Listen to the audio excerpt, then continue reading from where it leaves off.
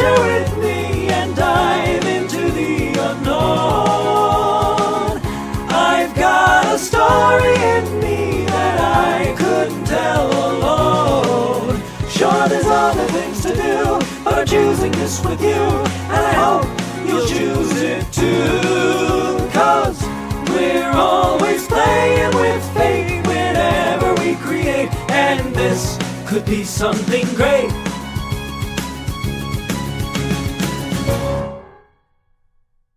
All right. Hey, everybody. All right. Hey, everybody. Welcome to the ToonQuest /StarKid Writers Room live stream. This is the fourth live stream in our ToonQuest Kickstarter campaign.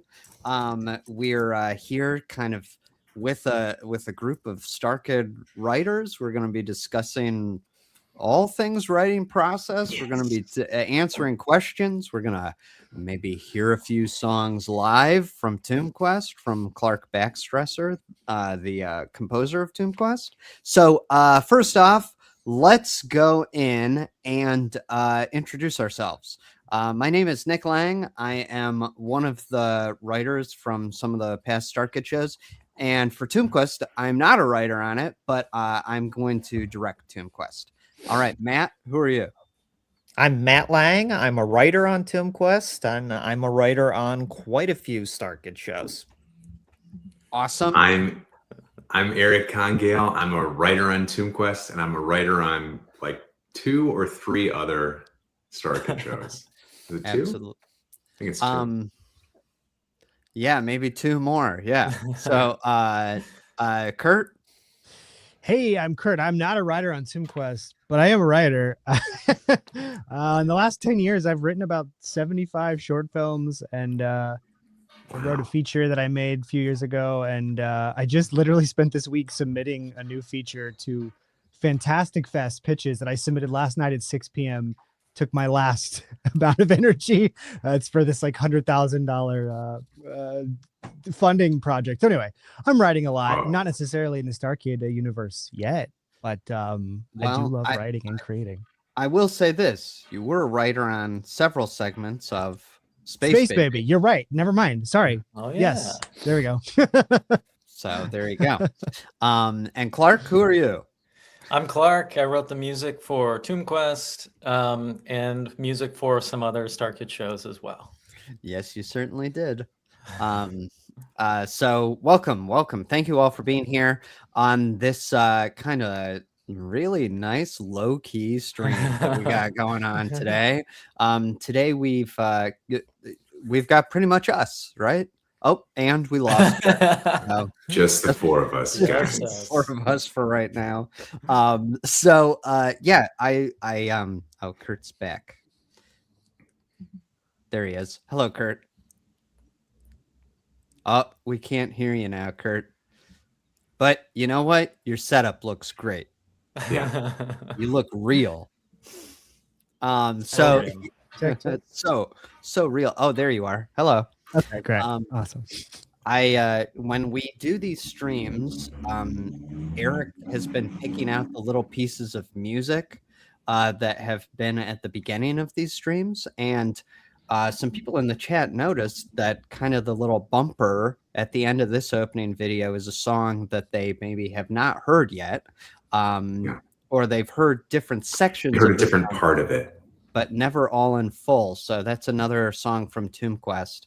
But I love that when you picked out this song, it's the portion that says, sure, there are other things to do, but I'm choosing this with you, and I hope you'll choose it too. It's also a little bit of a creative bit. So And in that bit too, Nick, it said, I've got a story in me that I couldn't tell alone.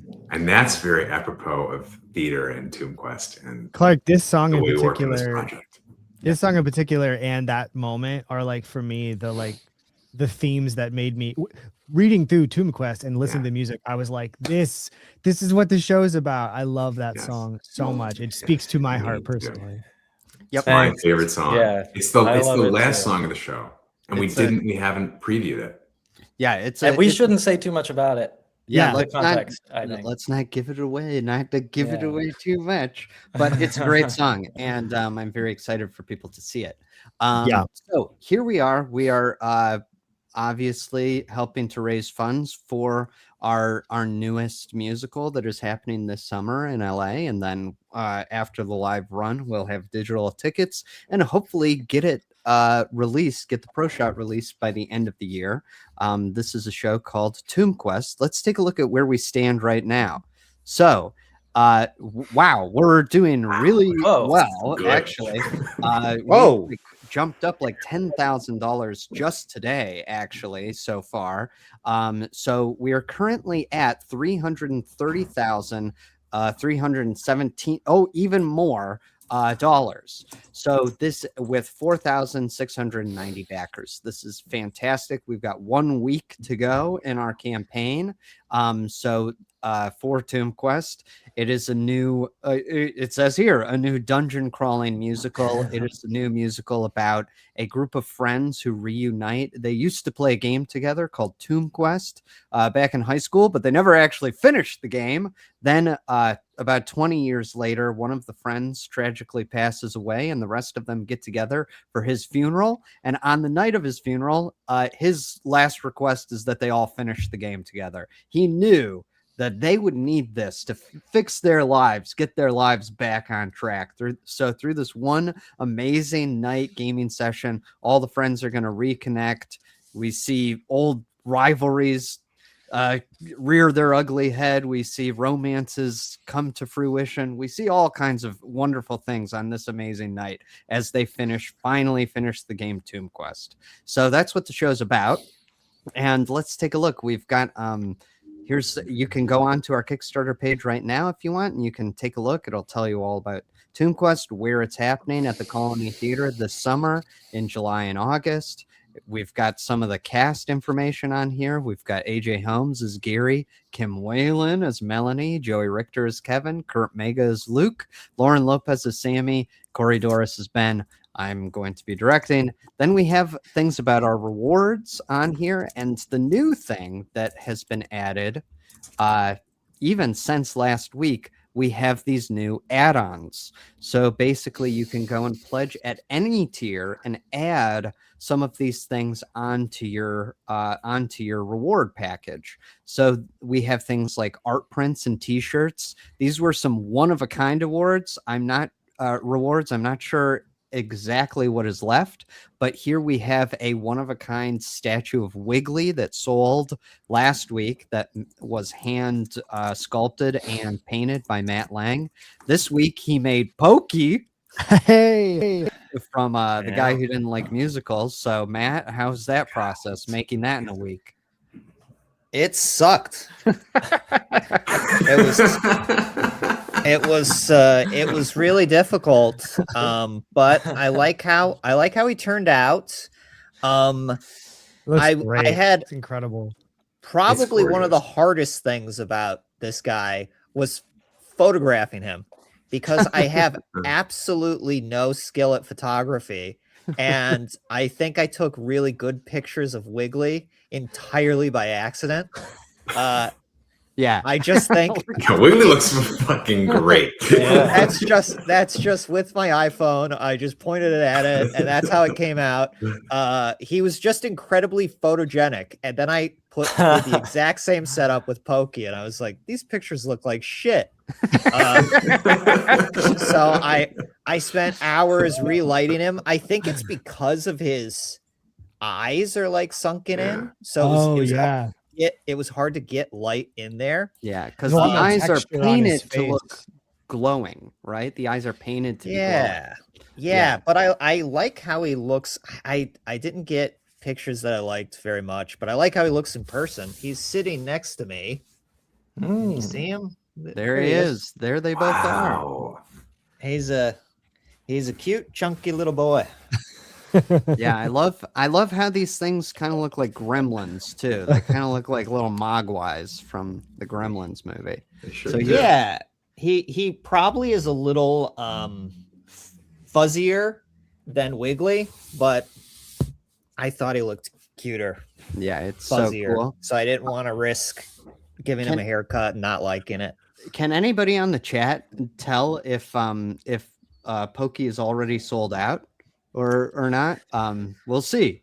So anyway, there's Pokey. We've also got some other really cool add-ons that were just added on. First off, we tried to add on some digital add-ons because you know, with the current state of the world, shipping costs are pretty large at the moment. So, and we know that. We have been seeing that. We've seen these comments and all of that. So we tried to create some digital add-ons that you can get with no shipping costs. So we added on a digital watch party that is going to be a it's going to be a watch party of the final pro shot once it goes up on YouTube, where you're going to get a backer only link to watch a live stream with the cast and crew of Tomb Quest as we all watched the premiere of the YouTube version of Tomb Quest, and we'll all watch it together, and you can chat with us and ask us questions. It'll be kind of like a live commentary track, like a watch party. And another thing that we've got going, that's $15. And then another digital add-on for $15 is Tomb Quest Rolls the Dice. So if you've watched some of our previous Kickstarter campaigns, you'll know that we used to do these things called StarKid Rolls the Dice, where it was a group of StarKid, cast and crew together playing a Dungeons and Dragons one-off, like a one-shot game, mini campaign. So this time we were not able to get that going for the actual Kickstarter campaign because it's just been, we got a lot going on right now. We've got a bunch of the team are currently in London doing a run of The Guy Who Didn't Like Musicals in the West End.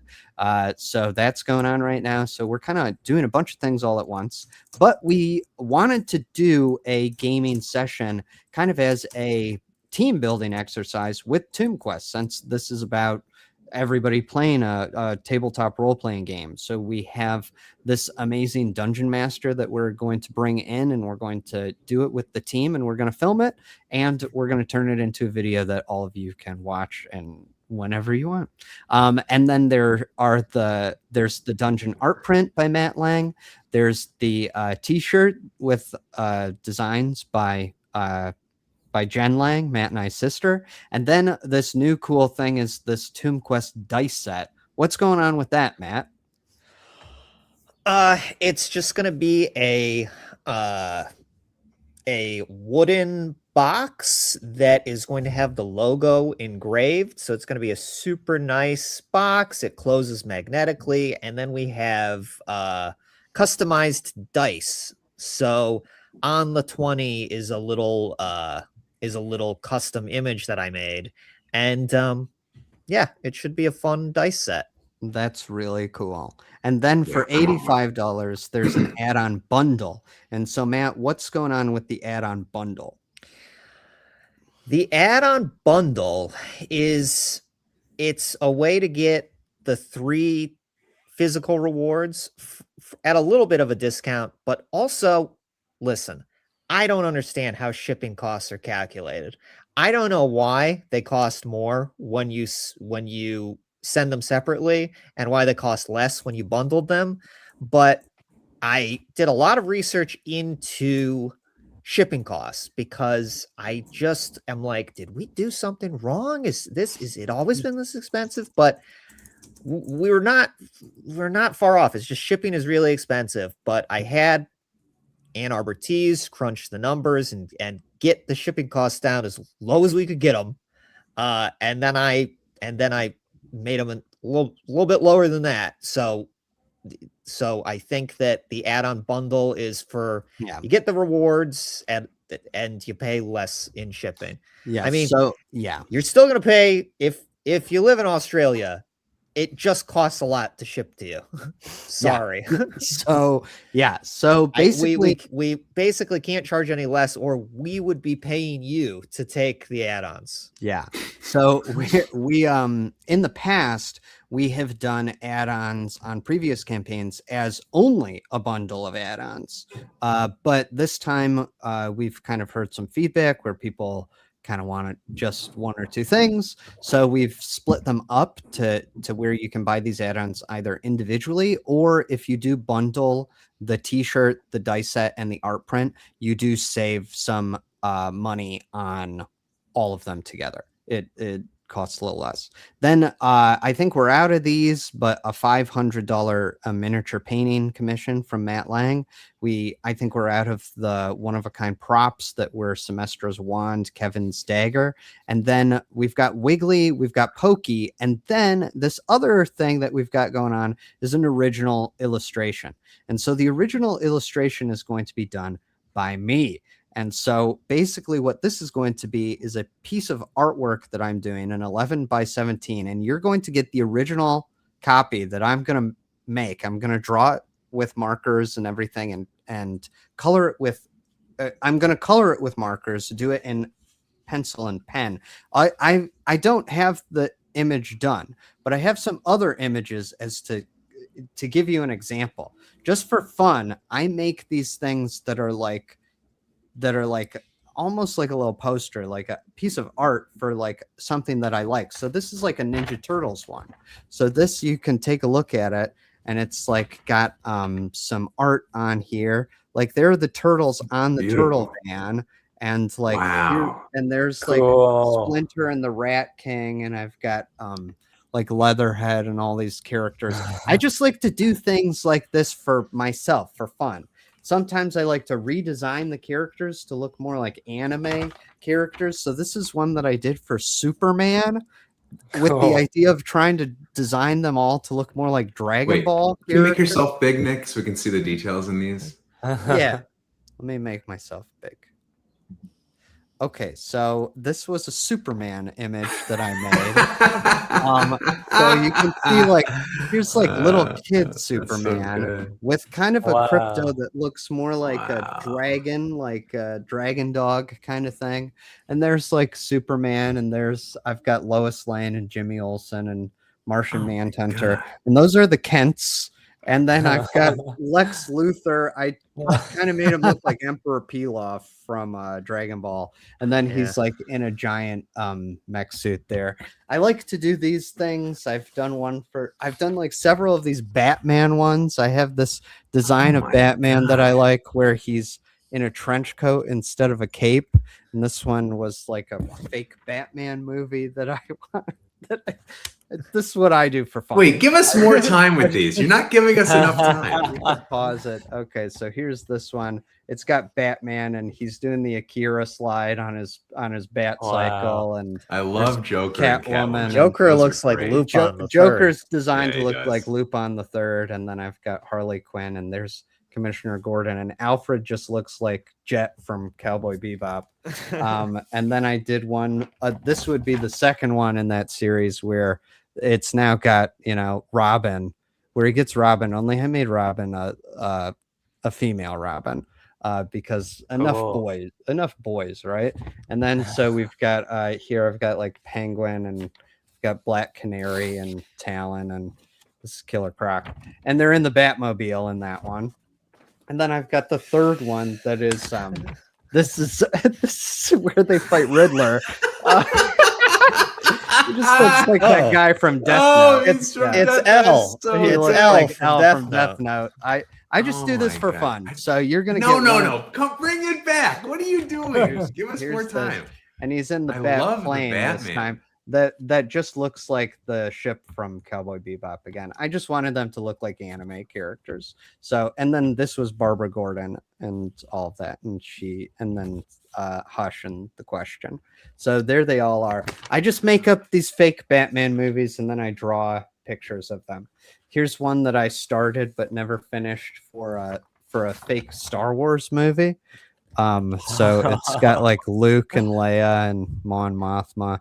And then this is Mara Jade, but as I was drawing it, I was like, who's going to play Mara Jade in the fake movie if it was in the 80s or 90s? And Amy, my partner, said, why not Michelle Yeoh? I went, of course, it should be Michelle Yeoh. So young Michelle Yeoh. And so can Can I just say I've heard all these drawings are blowing my mind, incredible.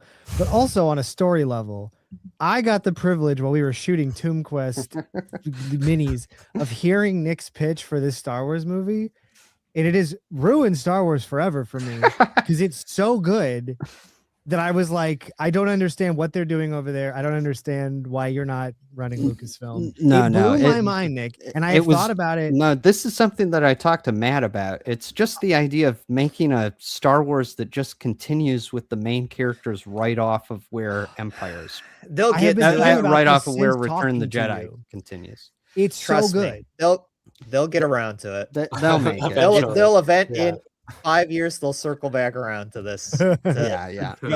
Just Luke, Han, and Leia just continue off Return of the Jedi. They'll get to it. They just gotta try everything else first. Yeah, so you'll get one of these pictures only Tomb Quest style. So I'll make only it's going to be like twice as big as one of those. So big, like 11 by 17 thing. So please scan it before you send it out so that I can get a digital copy. I'll make a digital copy, but the only physical copy will be sent to whoever buys it. So there you go. So you'll get the original version, and I hope I don't spill anything on it, because then I'll have to start all over. So you can That'll get make those it more rare, more customizable. Yeah. Nick's coffee or something. It's real. Yep. Mm-hmm. Yeah. So I'm just really quick going to one more time go through what these new add-ons are. So the new add-ons that we have just added to the Tomb Quest campaign, we have a digital watch party where you get a backer-only invitation to come and watch with us the premiere of the pro shot of Tomb Quest once it comes out on YouTube. We also have a BTS feature called Tomb Quest Rolls the Dice, where the cast and crew of Tomb Quest is going to be playing a one-shot game, a TTRPG, and you can watch us as we delve into that game as a team building exercise, and it'll be an exclusive behind the scenes feature that you can get with that. We have a $15 art print with art by Matt Lang.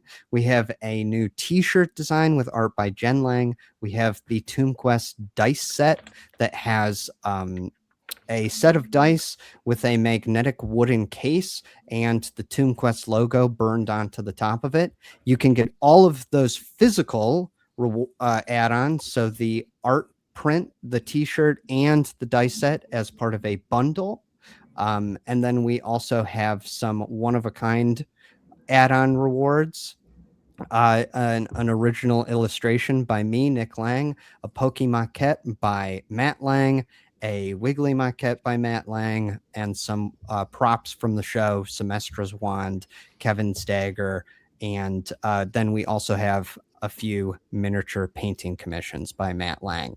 So those are our add-ons that we have. And then if you want to add these things on, all you need to do is you go in, and if you have not pledged yet to the campaign, you click to pledge, and you click whatever regular reward tier you want. And then as you're checking out, a optional add-on menu will pop up, and you will be able to add on all of these add-ons. Some of them are limited or one of a kind, and they might already be sold out, but there are other add-ons that are unlimited, like the digital tickets and the dice sets and things like that, and you can add those on as you check out. If you've already pledged and you want to change your pledge to add an add-on, you will go in, you will log in to Kickstarter, you will click Manage My Pledge, and then you will click the same pledge tier that you already have selected, and then as you are checking out, that optional add-on menu will pop up, and you can add on whatever add-ons you like, and that's how you do it. So there you go. And I think the Pokey is already sold. So sorry about that. So so that's what's going on with the campaign thus far. So we'll see where we end up. Again, we're at $332,525. So that's amazing. And today we're going to be talking about the writing process for these StarKid shows.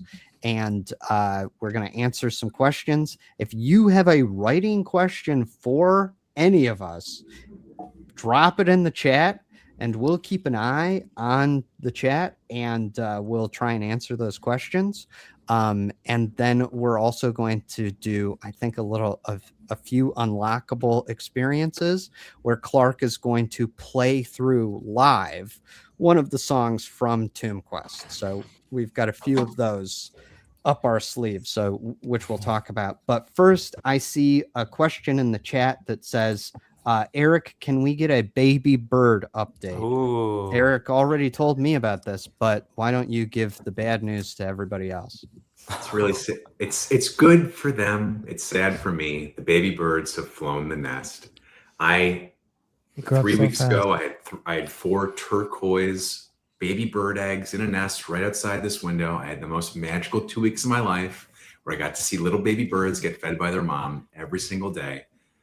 I went on a work trip to Las Vegas for 4 days. And when I came home, I checked my baby birds and they were all teenagers. They had like big hair. They were giant. They were too big for the nest. And within 3 days, they'd all flown the nest. And now I'm very scared for them. I'm seeing them like in my backyard and in the front yards of my neighbors' houses. And they can't fly yet, but they're learning. And I'm really scared of the cats in the neighborhood. It's just, I have a son, and this is fast forwarding my parental anxiety. Yeah. Just like seeing a baby grow up, then you don't know where they are. You're hoping they're safe. It all happened for me in the course of 3 weeks. So yeah, sorry I phrased it like that about the bad news. Yeah, everyone thought they died. It was bad news for Eric. Is it fine news for the birds? Yeah, the bad news is that they're thriving. Yeah, the bad news is they're doing really well. They did exactly what they were supposed to do. But bad news for Eric. Okay, great. So let's take a look at some of these other questions. I saw a question on here. Let me actually. All right. This is a question from Nessa Losen Halim. Don't really know if I said that right. 5026, which says, writing question. Do you write script songs with the actors in mind? So this is an interesting question and has kind of changed throughout the years. Because StarKid is a group that we kind of work with the same people over and over again. Sometimes, yes, we do write with specific people in mind, especially in a series like Hatchetfield, where there are returning characters. So we'll know that, okay, we talked about it last week, this idea of this upcoming show called Glam and the Pentagrams that is going to feature a returning character from Nightmare Time called Miss Holloway. And so when we're writing that show, we know, okay, we know who's playing Miss Holloway. We know who's playing that character. So we write with that person in mind. Sometimes we will write things where we'll say, okay, we know here's the pool. I don't know exactly who's going to be playing what, but I know kind of an idea of who's doing this. Sometimes you won't have any idea at all. And you'll just say, let's see what everybody does with it. But you guys kind of had a specific experience on writing Tomb Quest, where maybe you wrote with a specific actor in mind. What was the experience like that on this show? I think the best practice is to, we're always aware of the pool of actors that we have, and you always go like, well, I hope this person can do it. But I think that it is, I don't think it really works to write for a specific actor, because you're going off of what you imagine that they could do. Sometimes they won't do it how you think they're going to do it, or somebody else comes in and does it in a way that you never imagined, and you go, oh wait, that's better. And if you write it for somebody and you go, they actually aren't doing it how I thought they would. Yeah, I find that it's just best to just write the character kind of blind and just see who does it best. I think that's the best practice. I know that when we were writing Tomb Quest, we were thinking about Gary, and we imagined AJ, but I thought AJ lives in New York, we'll never get him. So it was kind of in the back of my mind, like, ooh, it'd be great if we got AJ, but I didn't. I thought that we wouldn't be able to book him. Yeah. So I was fully preparing to have Gary be someone else entirely. And Gary, the dungeon master character, it's just writing a hard role to play. They're on stage the whole time.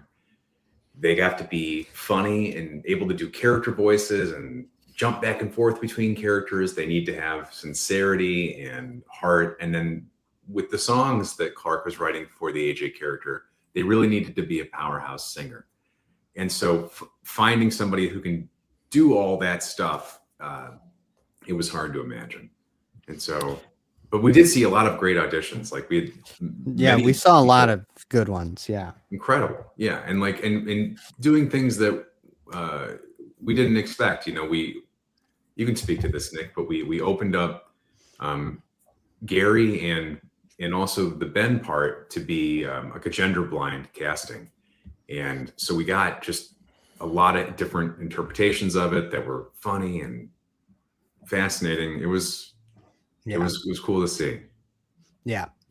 Sometimes you get surprised, but sometimes you do write a role and you say, okay, this requires a certain thing. Like, especially in Tomb Quest, there's a certain singing. You'll write a role that you go, this is a heavy singing role. So you know that you have to have a certain kind of pool for that in mind. So I think that's pretty good for that question. Okay, so here's the deal. All right, so as we have everybody here to talk about writing, we have with us one of the songwriters as well for StarKid, who is the songwriter, the music writer, and co-lyricist for Tomb Quest, who's Clark Backstresser. Clark is an incredibly talented musician. If you've seen any of the StarKid's things, Clark has been in bands for the shows. Clark was in Firebringer as himself, Clark Backstresser, and Clark is amazingly talented. So Clark is going to today. We can unlock Clark doing some live versions of these songs where Clark is going to talk us through the writing process of the song and then play the song for us, or play a portion of the song for us. And so why don't we set a goal to unlock that first Tomb Quest song that Clark is going to unlock? So why don't we say at 333,000? So a little less than $200, and we can unlock Clark kind of taking us through the process and playing the song for us. So we'll set that goal. We're very close to it, less than $200 away. So we'll keep an eye on the campaign and talk about that. In the meantime, let us take another question. Okay. Here's a question from Alex N. Go Music, who says, how much outlining / planning do you do before you write the script? And let's kind of have all the writers answer this. So let's go first with Kurt. Kurt, when you're writing, how much outlining and planning do you do before you jump in? So much of the stuff that I've written and produced has often been mandated by the limitations of the budget.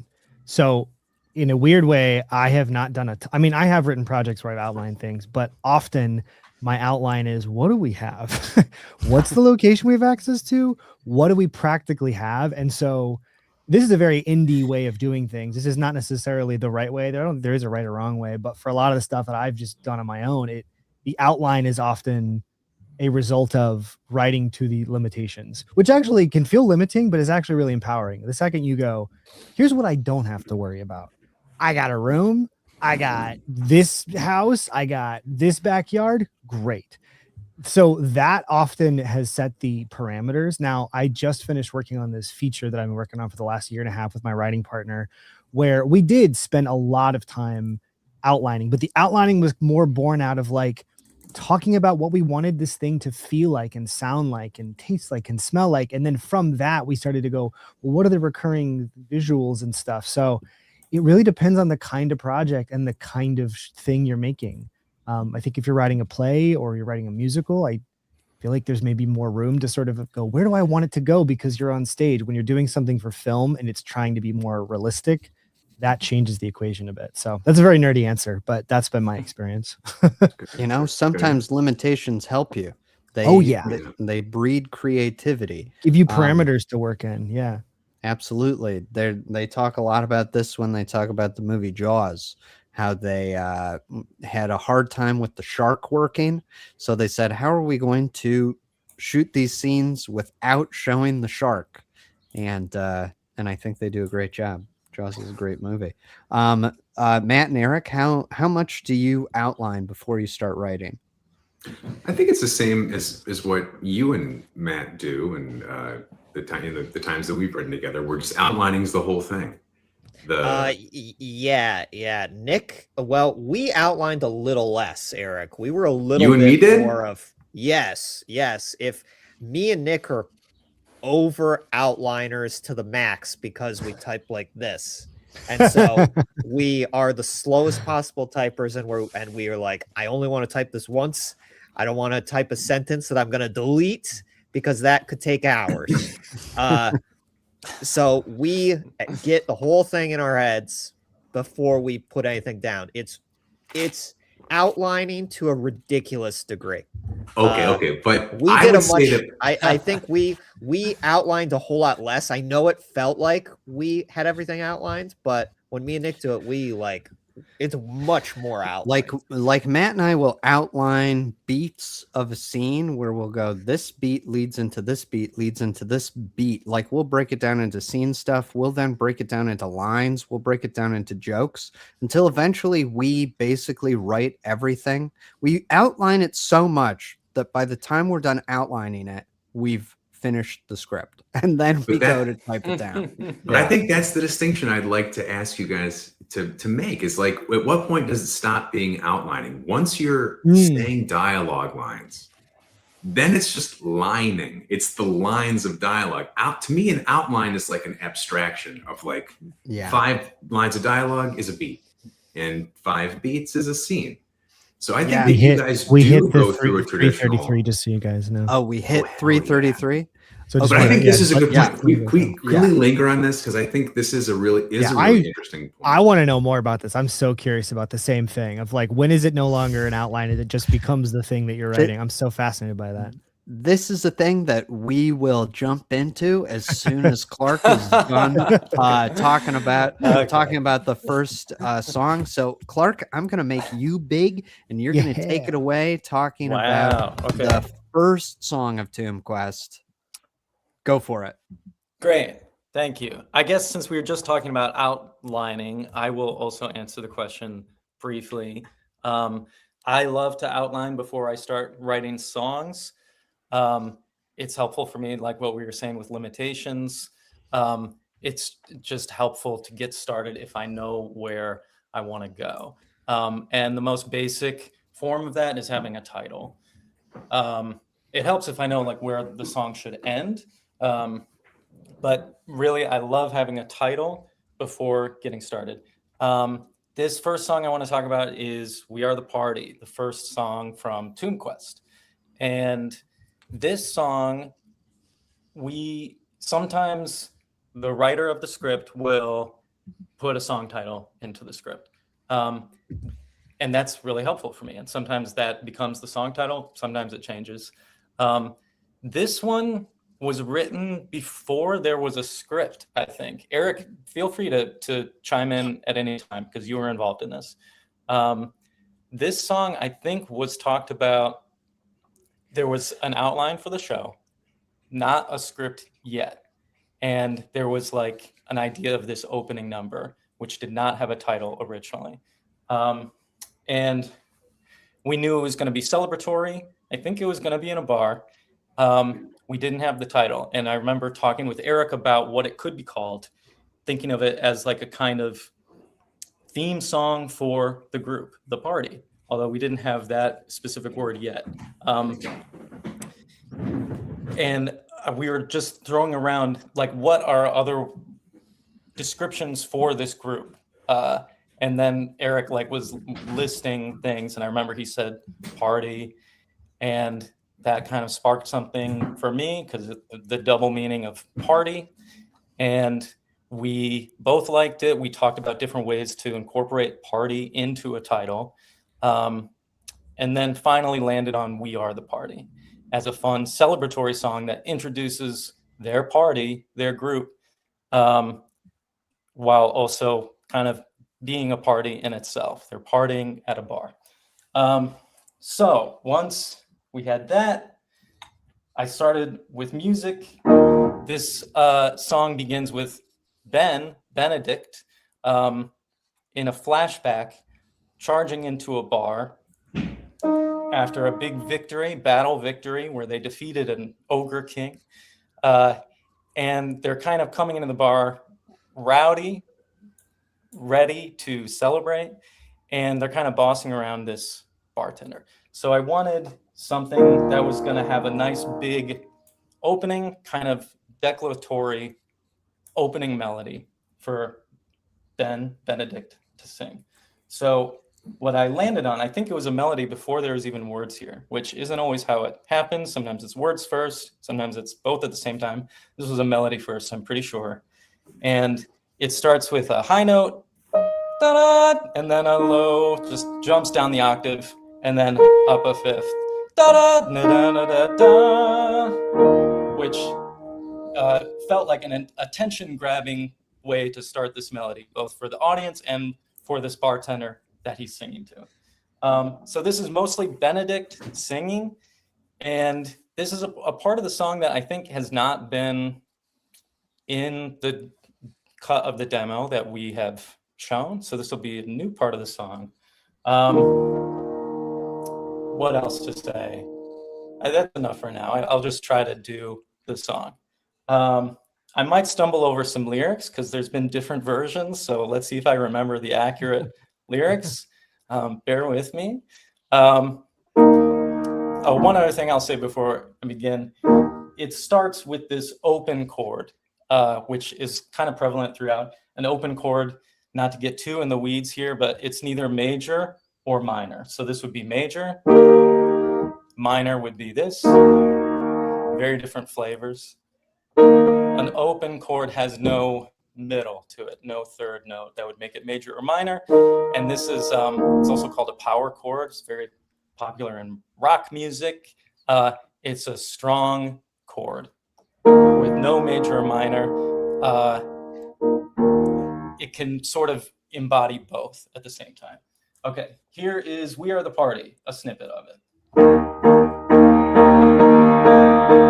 Wake up, you old bartender, get that liquor off the shelf, because we're parched as hell and we're starved as well, and your wine won't drink itself. We're going on a bender and we're ready for a feast, so bring us a pile of meat that a giant would eat, and a barrel of ale at least.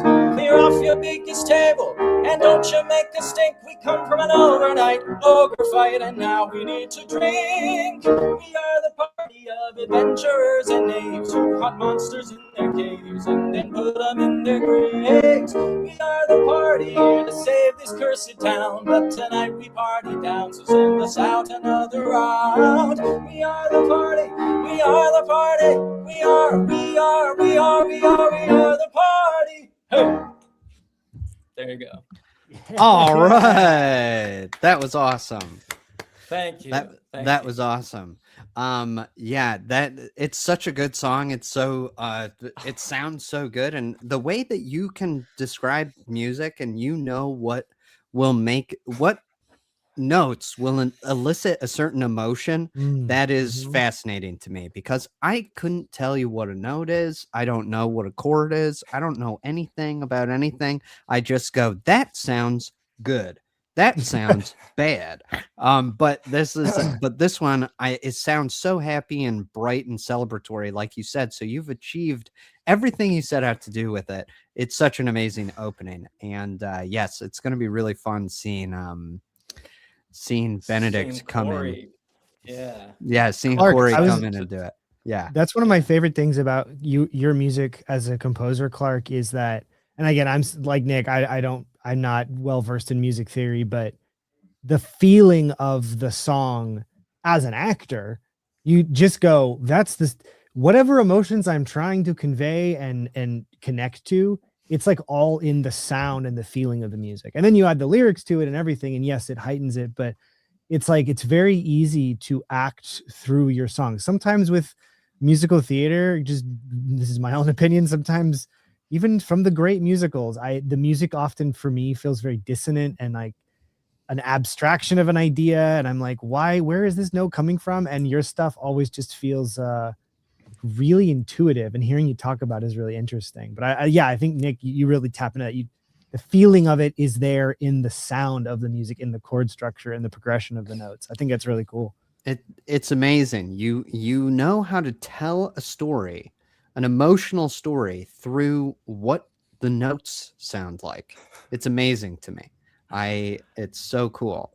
I mean, honestly, I'm not talking about myself here, but it's amazing to me as well that that's something that's possible. Like music, that you can tell stories with music, which is such an abstract art. That is crazy. It's mysterious and amazing. It's incredible.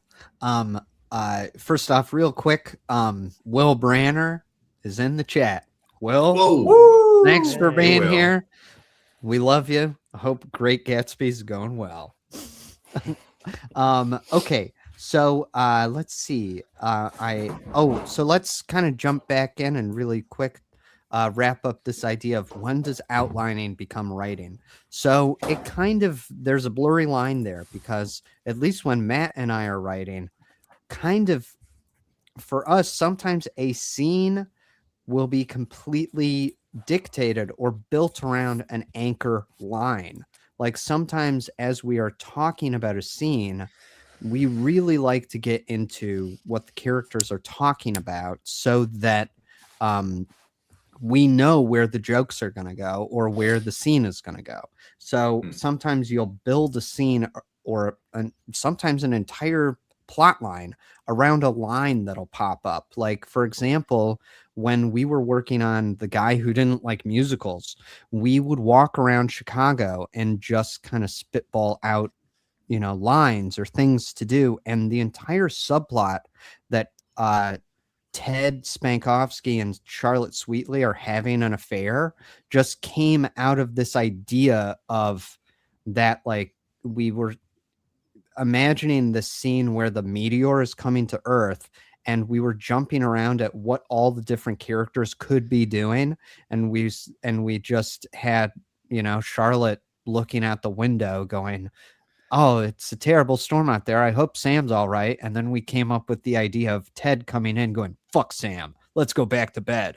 And when we came up with that, we thought that was so funny that we just built the whole plot line of them having an affair around that idea. So sometimes a specific line will become an anchor in the entire structure of everything. And you'll say, I'm like, Matt and I are writing, we've written the show Glam. There's a very old, like a 5-year-old line that has survived different versions of the show. We may end up cutting it, but we like structured. We're trying to shoehorn it in there. We're trying to do anything we can to preserve it. So sometimes a line will help you structure things. So especially for something that is so dialogue based, like a play or a musical or something like that, or a screenplay, you will say that the dialogue also helps to anchor you. So it goes back and forth. So when does it become outlining versus writing? It depends for me on what are you physically doing, because for us, the physical writing aspect of it is when we sit and type like this and have to go in and bridge all those little gaps. Like sometimes we'll have lines of dialogue that are the anchors of the scene, and we go, okay, I got to get from that one to that one. And so sometimes then the writing starts, and that part's boring. But what you guys have never done, and I don't think I've ever done either, is like, so the guy that made Barbarians and Weapons, this guy that made these two great movies. Zach Kreger. Yeah.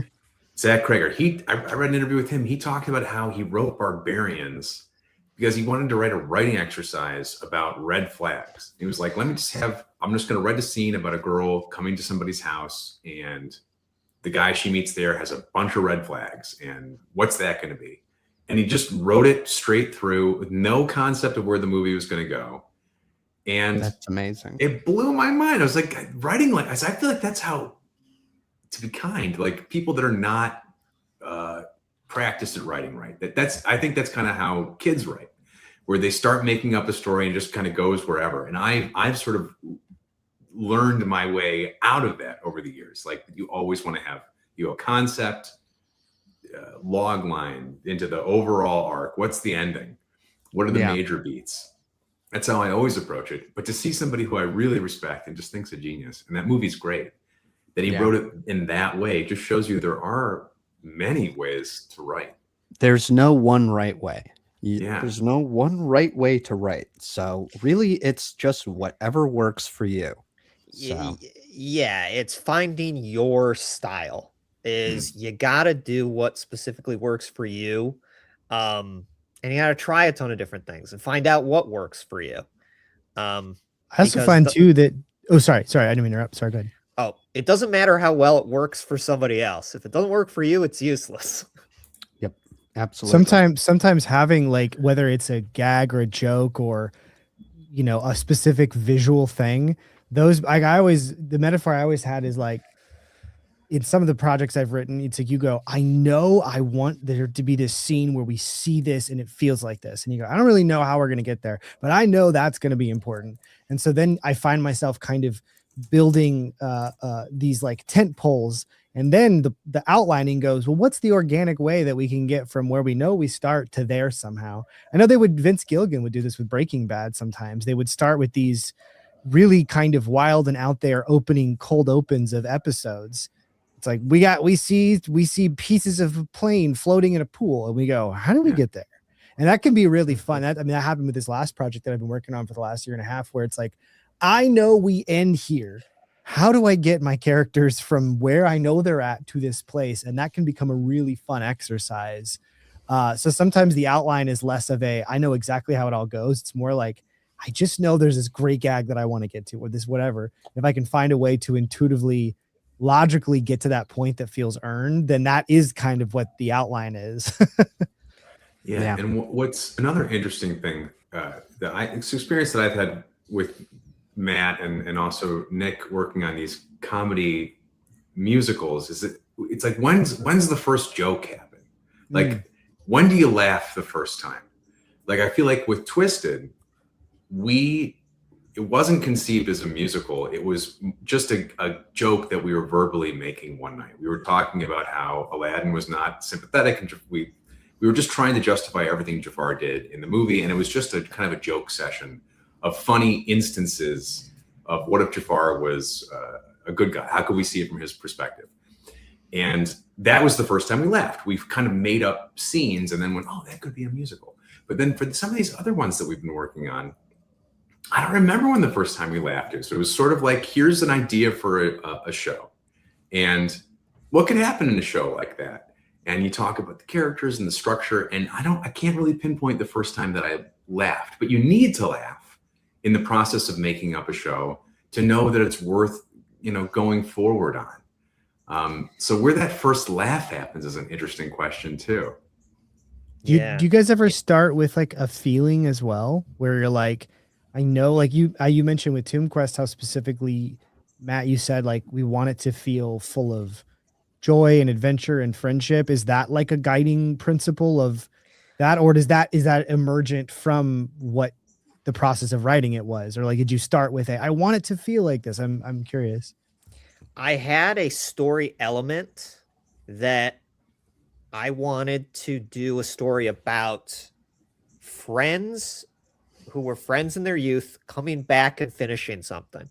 And I was like, I had a million different Hatchetfield versions of this idea that all didn't really work. And it's kicking it around. What's it going to do? What's it going to do? And then when Eric and Clark were telling me about the original version of what became Tomb Quest, and Eric was like, well, what would you do with this?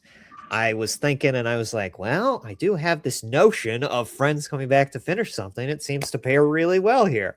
So yeah, sometimes you have notions that you want to use, and they just kind of sit in your pocket until you find the thing that they mesh with. Facilitates it. Yeah. Yes. Stories are often made up of strange, contradictory things, that you just put in a blender and you go, oh, that's just crazy enough to work. Totally. There's, I read this is separate from Tomb Quest. I read this graphic novel that's really, really good. Everyone should read it, including you, Nick. You'd love this, called Beautiful Darkness. And it's in this very cute style of these little childish, like fairy people that emerge from a girl who's died in the woods. And it's like, they're like her little magical fairies of her life, but she dies. And the first page, they're all crawling out of her nose and out of her ears. And now they're in the woods with this dead body, and they're trying to figure out how to survive, but they're all really stupid. And like, they're stupid in this whimsical way. They don't know that they're in danger, and they end up killing each other by accident all the time and eating each other by accident. It's an amazing story. And I read it, and the second I finished it, I was like, oh, I got to send this to Matt. So I sent Matt a copy. And we had a conversation where I said, I really would love to do something where it's like this, where it's where you, the reader, are seeing characters that are so much stupider than you. Like, you can't relate to any of them. They're all alien in some way, because in this book, they were like these kind of pixie people. And then we came up with a couple different ideas. Like, well, what if we did a show about toys, like sentient toys that were unclear about what the nature of their lives were? And then we had ideas about, like, what if it's a story about like a bunch of children and the actors are playing children's, or where we have actors playing characters that are way below their intelligence, and the audience is kind of alienated from all of the characters. Yes, someone's pointing it out. Yes. And the people that made Beautiful Darkness, they just came out with a new book that I just bought.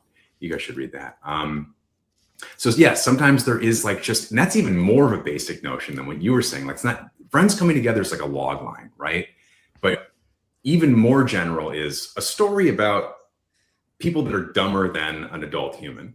And that's all of the characters. So yeah. Just notions. You just get a notion gets stuck in your head, and sometimes you just have to find what pairs with it well. Yeah, sometimes you're looking for many, many years. Like, for example, the guy who didn't like musicals was actually a joke that got made up when we were in college. And we were talking with Chris Allen about this idea of a guy who doesn't like musicals and one day wakes up and his life is a musical. And he's very uncomfortable by it, all of that. And that was basically the original premise. And it was just like a joke that we talked about. And but it was not, it was way like cheesier and just like cornier. And we made that joke and then didn't think about it for 15 years or 10 years or something. And then somehow it got merged with horror, because I was working on horror. I was trying to make a horror show work for a long time. And then somehow really old kind of joke completely unrelated to horror and all the horror notions that we were working on somehow mushed together. And then the show got like, once the two sparks hit each other, it made itself up instantly. It was like Yeah. fully formed within a couple hours. Yeah. Matt and I were working on what eventually became Nerdy Prudes Must Die first. And that's where we made up the town of Hatchetfield and all this kind of stuff. And then we were talking about other things that could take place in Hatchetfield. And we brought up the guy who didn't like musicals. And Matt said, what if it was an alien invasion like Invasion of the Body Snatchers? And as soon as Matt said that, everything clicked, and we were like, okay, so it's going to be why it is so good for a stage like horror thing is that the scary monster is people singing and dancing. And then it was like, we didn't have to have any kind of like special effects or anything like that. You just go, as soon as somebody starts singing, that's to tell you, okay, they're a monster now. So, and then we loved the idea that it was like an anti-musical where people only sang once they got killed off. So it was the main character doesn't sing through the whole show. And then he only starts to sing at the end when he dies. So it was when we came up with that, we were like, oh, this is like a really interesting idea. It was interesting to say it's a musical where the main characters don't sing and every single song is a villain song. So when that's kind of where that it clicked into place. Okay, let's take a look at some other writing questions here. Well, first off, let's talk about the next kind of fundraising goal. So currently we're at $333,721. And Clark has a few more songs to kind of talk about and play a little snippet of. So, and we've got about an hour left on the stream. So why don't we say that the next one will happen at $334,500. So in a little less than $1,000. So as soon as we hit $334,500, we'll do the next song. So we can set that goal really quick. So if you want to be the one to help get Clark to sing another song and put that over the edge, you can get over onto the ToonQuest Kickstarter page. You can pledge if you haven't done so already, or you can add on one of these add-ons that we have added in the last 2 weeks that you can go in and manage your pledge and add one of these rewards. We added some more digital rewards that don't have any shipping costs associated with them. So like a watch party where you'll get a backer only invite to a stream that we're going to have a live watch party of ToonQuest once it comes out on YouTube. So you'll watch the pro shot with the cast and the crew, and then a BTS feature that will be the ToonQuest team sitting down to do a TTRPG gaming session called it's similar to things that we've done in past campaigns called StarKid Rolls the Dice. This one we're calling ToonQuest Rolls the Dice. So those are some 2 digital add-ons, and then we have some new physical add-ons. We've got the t-shirt that was already there, the art print, and then a dice set, which I think is pretty cool. That's going to come in a wooden case, a set of dice that are going to come in a wooden case with the ToonQuest logo burned on it, and they're magnetic and it sticks together. That'll be really cool. And you can bundle those physical rewards together to save on some shipping costs if you want to go do that. So get on over there and do that. And let's take a look at another writing question. Okay, so this is a question from a few minutes ago from Obsidian Wolf 2187, who says, how strongly do you work around themes for your projects? How important are they for you? And do you have themes in mind as you write, or is it more about the storyline / comedy?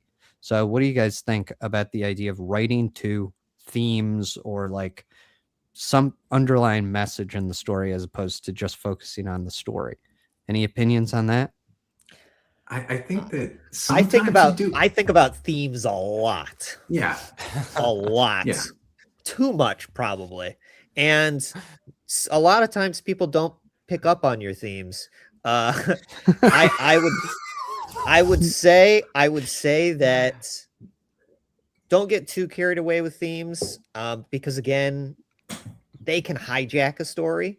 Like sometimes a theme can very much become, if you're really just nailing a theme, really trying to get a message across, sometimes a narrative isn't really the best place for it. You might as well write an essay, where you can just plainly make your point. Sometimes narrative and themes are fighting against each other. And sometimes your theme may be, sometimes you just want to ask questions. And sometimes it's about what does your audience bring to the table? What do they see in it?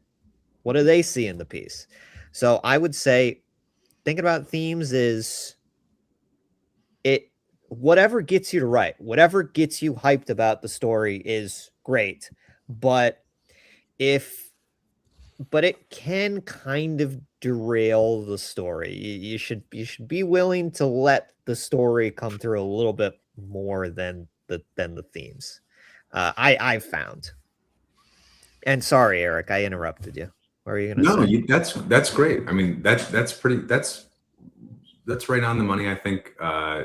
I think there's something about why are you writing this thing? Like what are your motives for writing this? I know that you guys and I have, and Clark especially, have done writing for money sometimes, where like an outside person will pay you to write a story. And that really feels different than writing a story that you have generated out of yourself. And I think when you're generating a story out of yourself, you don't even need to think like, what are the themes? It's like whatever is motivating you to write this story and has gotten you so far that you're interested in doing it, and you picked up the phone that day to talk it out with your writing partner, you've got something inside of you that you don't always even have to name. And I don't think with ToonQuest, we really thought all that much about themes, but with this other project we were working on, Fantasyland, we talked about themings like constantly. It was huge, just like because we were kind of working against what is like a general narrative of a great man's life. So I feel like we often would just have like a personal conversation for like 3 hours. And then Matt would say, and that's why we're doing Fantasyland like this. And it happened like 12 times where there was some, go ahead. Yeah. It's themes when you're digging into a lot of interesting stuff, because there is a lot of interesting stuff that can inspire you. Oftentimes it does not translate into story structure. Sometimes that just happens. You can let it inspire you, but sometimes it just doesn't quite fit in there. Or it inspires you, but an audience, it doesn't see it in there at all. Yeah. So, I tend to think of a theme almost like it's like a compass, where it's like in themes can sometimes be emergent from some really interesting concept you have, or the theme can be the thing, but ultimately it's a thing that I can kind of check in with and go, right, this is the general direction. But I think you're right, Matt. Like I've read so many well-structured, competent screenplays that are so like clear about the themes and the ideas. And I go, I don't believe any of these people. None of these people feel like humans. They don't feel like they're having genuine moments of anything. But the writer could be like, no, it's about the thing. And I go, no, I get that, but the themes are not carrying what makes me buy into it. And so, I think that there's a trap sometimes in thinking that the theme of it all is the thing that everyone's going to take away, when at the end of the day, I'm only going to care about the themes if I deeply connect to the characters and I want to hang out with them and I want to be with them and I feel something for them. So, but however you get there, I don't think there's a right or wrong entry point, but it's like a theme is just part of one of the components of the engine that makes the thing go. It's not the thing, but it isn't, but it can be important too. Yeah, absolutely.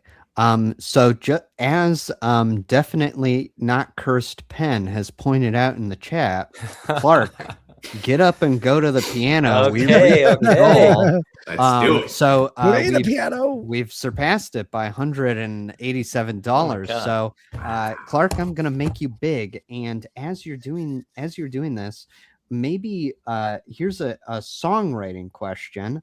Ellie Voe says, how do you go about the process?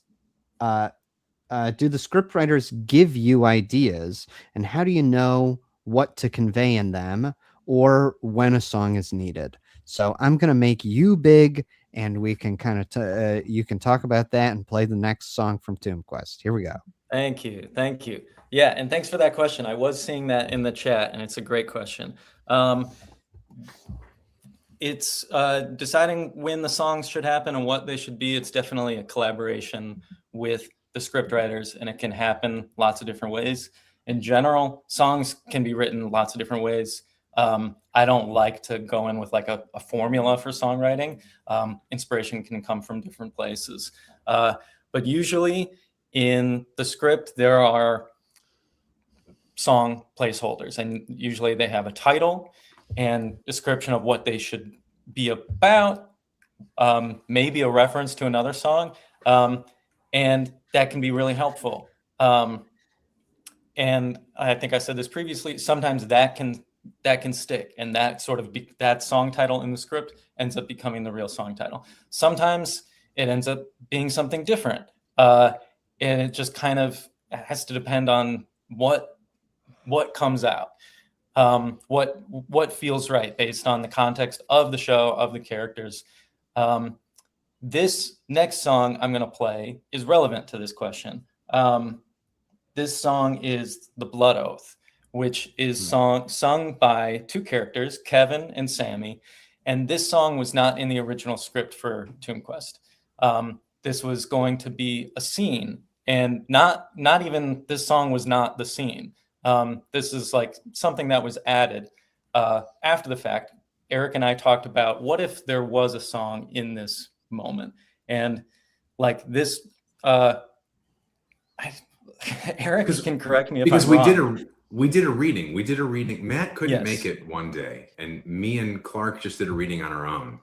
And we were like, God, this script is hot. It's crackerjack. This is gonna be amazing.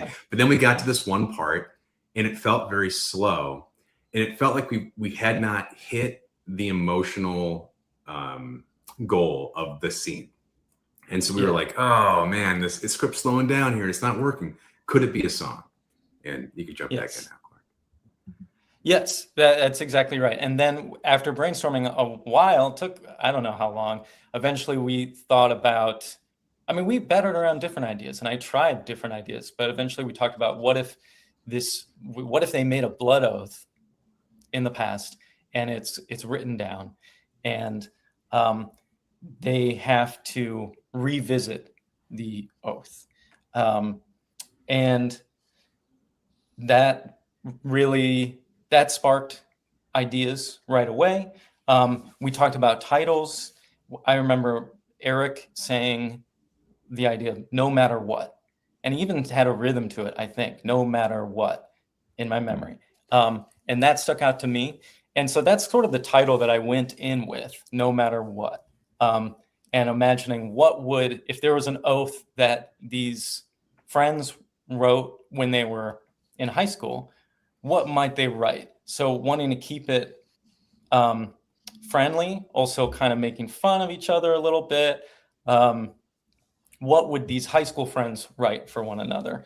But still making it a vow about friendship. And so, whoops. That was helpful to start with. And also remembering that when they're singing in the show, they are revisiting something written down that they wrote many years ago.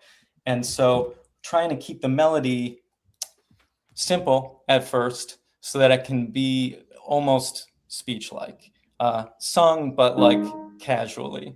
So a lot of these opening melodies stay on one note for a long time. If a troll asks you a riddle, but you're just not smart enough, and then I vow to think for you. And I vow to do this for you, being like something to return to again and again. I love list songs. List songs, when they're good, they can write themselves almost. It's nice to have just a clear framework for what the song is, and it allows you to be nice and specific with each new thing. So this is basically a list song. It's this oath that they're revisiting, singing to one another. It's a duet between this female and male character, different octaves. I'm probably just going to sing it in one octave, but it is two different characters. Okay, that's enough. Here we go. If a troll asks you a riddle, but you're just not... I'm already doing the higher octave. Okay, that's just what I'm going to do. If a troll asks you a riddle, but you're just not smart enough, I vow to think for you. If you're at a fancy party, but you're getting way too drunk, I'll drink your drink for you. If your story's getting boring, I'll still pretend to listen. If authorities come exploring, then I'll lie and say you're missing. If someone breaks your heart, I'll break their head. If someone hates your art, I'll kill them dead. I'm just gonna go to the chorus now. This is my oath. This is my vow. This is my promise starting now. Wherever I go, whatever you do, the duo is always me and you. No matter what, until the end. No matter where the road may bend. No matter what, I'm your best friend. No matter what. Yeah. That's Great amazing. job. It's so good. It's so It's, good. I love that song, and I also love watching like a really good musician or songwriter like Clark. Like I've watched all these videos of like Alan Menken and stuff who will sit down, and you are so good at it. You can say while you're doing it, you can go, okay, I'm just going to go to the chorus now. In the middle of what you're doing, it's amazing to watch. I don't understand Thank it. you. I love it. I love that song. I ask a question for it's kind of a grandiose question, but it's for the four of you. But I'm curious. I was having a conversation with Sean Prasad about this. Sean is adapting his own project, Poe Party, into a musical, and he was saying one of the things that he's encountering writing something that was made for film, but now he's adapting for stage, is how stage there's no limitation to what you can do. You can imply anything. It can be you black out the lights and anything you want to say is happening can happen. I know Eric, you write books. Clark, you write stuff that sometimes for more commercial stuff, or Nick and Matt, you guys write very cinematic stuff. I've never written something I've written plays, but I've never produced them. Is there something about the process of writing for stage that fundamentally changes your process of like how I'm going to conceive of what's possible? Everything's possible. Like that process of adaptation to the stage is something I'm unfamiliar with. And I wanted to pick your brain on that. I know it's a big question, but Yeah. As someone who's written a lot for the stage, I go, man, the stage is really limiting. I don't feel like it's unlimited at all. Well, there are certain things that when you're writing for the stage, like this is a thing that Matt and I find when we're writing, is that yes, you can say that they're anywhere, but you do have to say that they're there. Like this is a thing that you'll notice in a lot of StarKid shows, especially like Hatchetfield shows. We will like jump location a lot, or we'll just like have them, because they can go, some of them you'll rapidly switch the scene and things like that. But you always have to say what is happening because you can't show what is happening. So you have to like remind the audience. You have to find a way to organically put into the scene the characters saying where they are, how much time has gone by, what's going on. So you do have to do all of that. Yeah, Matt, you know, we've written a lot for the stage. We also, you know, Matt and I's like main kind of professional, like non-StarKid writing as we wrote for this Quibi series called Royalties. And when we wrote that series, we were constantly going like, how much money is this going to cost? Like we were worried about the budget as we were writing it. So because when we wrote like the original like short that was kind of the pilot for it that helped sell the series, we were told put it all in one room. So we were like, okay, we'll put it all in one room. And then when we went in to write the series, we kept putting everything just in that one room again. And they kept telling us, expand the world, put them in more places, So we had to do that. And then we wrote a draft like that. And then when it came time to actually produce it, they said, could you put them back in that one room? Because it's too expensive. So that was something. But yes, it is interesting when you're writing for, you're always limited by your story. You know, the story will dictate where everybody wants to go. So if the story takes place in a high school, you'll say, okay, well, basically they're in this high school, and then maybe they can go to a few other places, but you don't want to totally change what's going on because then it will feel different. So you're always limited by something, even if it's the story. But yeah, Kurt, you've written a lot of stuff that is dictated by, you know, this is what I have access to. Yeah. And sometimes that helps. Like we also wrote this short called Workin' Boys. Yeah. And Matt and I wrote like several drafts of Workin' Boys. It originally was like twice as long as it ended up being. And we went around to all these different places in Hatchetfield because we got too excited and we said it's like a movie, so we can show the coffee shop for real. But then when we came to actually filming it, we said we can't show anything. So we limited ourselves and said let's set it all in the theater space that we're renting for like 5 days to film the thing in, and it ended up helping it. So sometimes those limitations can help you. That's what Sean was saying in the process of adapting Pope Parties. Like we had an elevator in the original because the house we rented had an elevator, and we were like, cool. But he's like, wait, do we need that scene in the stage musical when we wrote it because we had an elevator. Now we're on stage, so we don't need to have an elevator scene. Is that scene necessary? What do we want to do? What can we imply? And I was like going, oh wow, I hadn't even thought of that. Like the concept of the locations are almost irrelevant. They're not irrelevant, but now you can go whatever I want it to be, it can become, but it's still very limiting. So it's another difference in the mediums isn't just the limitations, but it's also what's fun about it. Play, the primary thing that's fun about it is people talking, like seeing actors and their faces talking.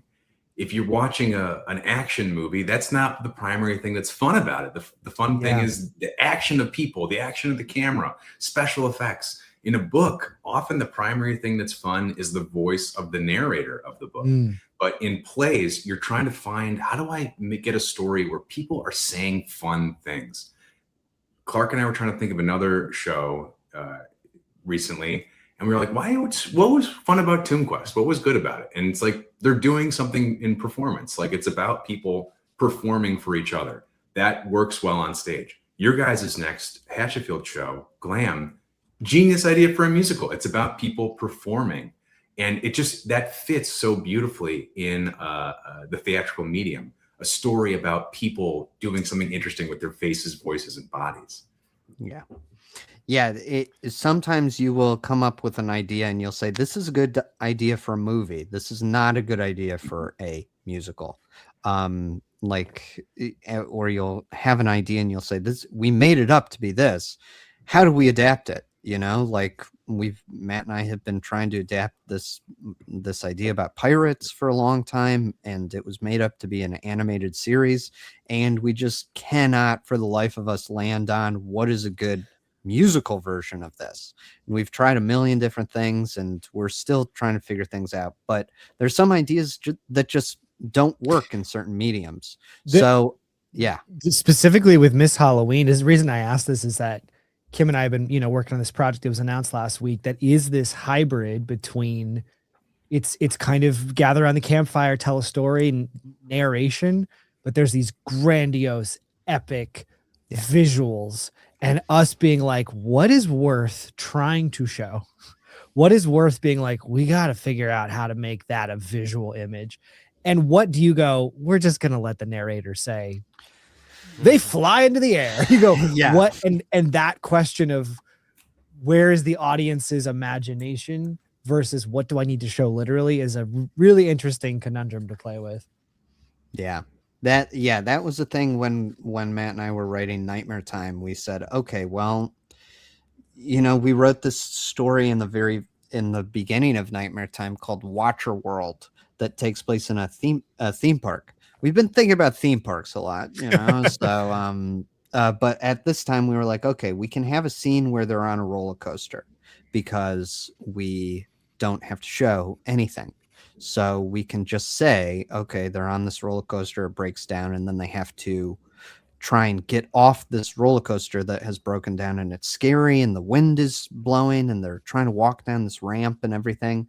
We don't have to show any of it, so we can just imply all of it. And Nightmare Time is great like that.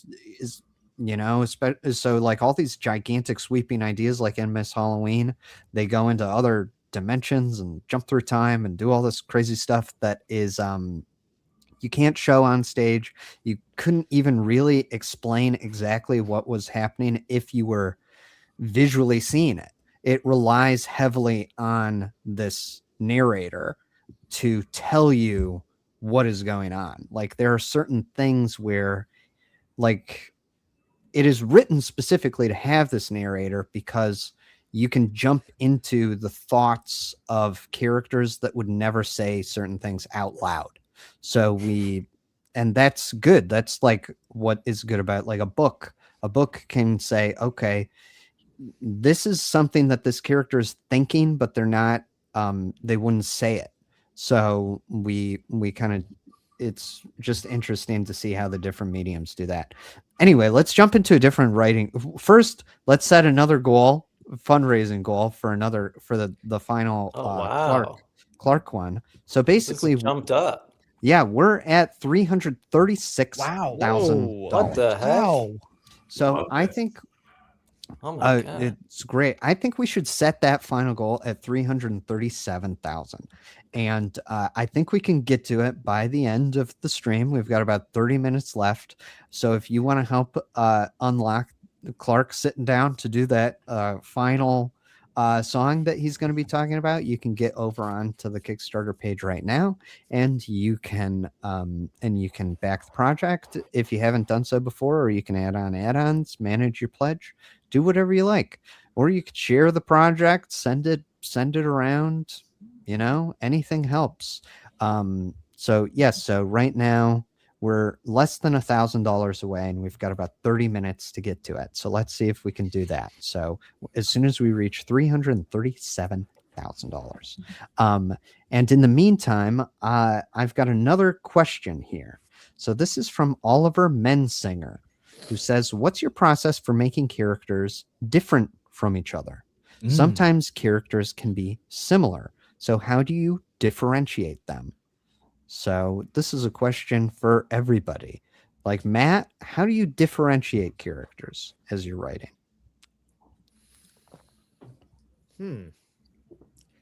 Well, your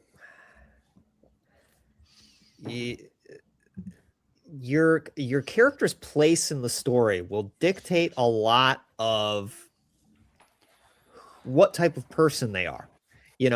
At least how I do it, I come up with the structure. There's gonna be a villain. You have an idea of, okay, the villain is gonna do A, B, and C. And then you start just kind of naturally going, well, okay, well, who is this villain? Why would they do it? What would motivate them to do this? And you just kind of, so I think discovering who they are, I find that the seed of that is that their actions that they perform within the story. You know, they're you go like, okay, well, I know that Lex is gonna want to steal a Wiggly. You go, okay, well, why? Well, she needs money. Why does she need money? Because she's poor. And you go, okay, well, that tells you something about her. You know, what does she think of her job? She obviously doesn't want to save money. She wants to, you know, to get rich quick. Why does she want to get rich quick? Okay, she's in a desperate situation. So it just kind of snowballs from there. And then, you know, you kind of, as you're discovering the type of person they are, they kind of develop a voice in your head. And it's not necessarily what you would expect. Sometimes a character surprises you. Sometimes you have their place in the story, and then they kind of take on a life of their own. And as you're working on it, and that's a good thing. You just kind of got to let the character drift where they ever want to go. Yeah. You know, where they want to go. And if your characters are too similar, like if you're writing something and everybody's just too similar, it just takes some good old fashioned elbow grease. Just sit down and really think about it. You know, like put in the extra time to go like, okay, this person's boring. What could I add? What look at them from a different way. Just try to pull something out of them, and they may turn in go from the most boring character to the one you like the most. Yeah, you know, sometimes it's just about putting in the extra effort. Yeah, it's, you know, all characters want something. Everybody in the world wants something from the people that they are around. They will want something from them. So it's interesting to think about, okay, well, what does this person want from this person, and why aren't they getting it, or why are they getting it? You know, they talk about how conflict is really great for writing, because everything is a give and take. So when your characters are different, when your characters are too similar, start saying, well, this one wants this and this one wants that, and here's how they're going to butt heads doing that. Also, when Matt and I write, we will write the characters with a character voice. So sometimes we will write in like different accents. We will write. It's why, you know, if you look back at some of those older StarKid shows, we have some characters that are from New York and some characters that are British, and it's just, and you know, it doesn't make sense, but it kind of helps you differentiate some of the things. And sometimes the final actor doesn't do it how we wrote it, and that's fine. But it's to help you write characters that feel different. It helps to differentiate their voices as much as possible.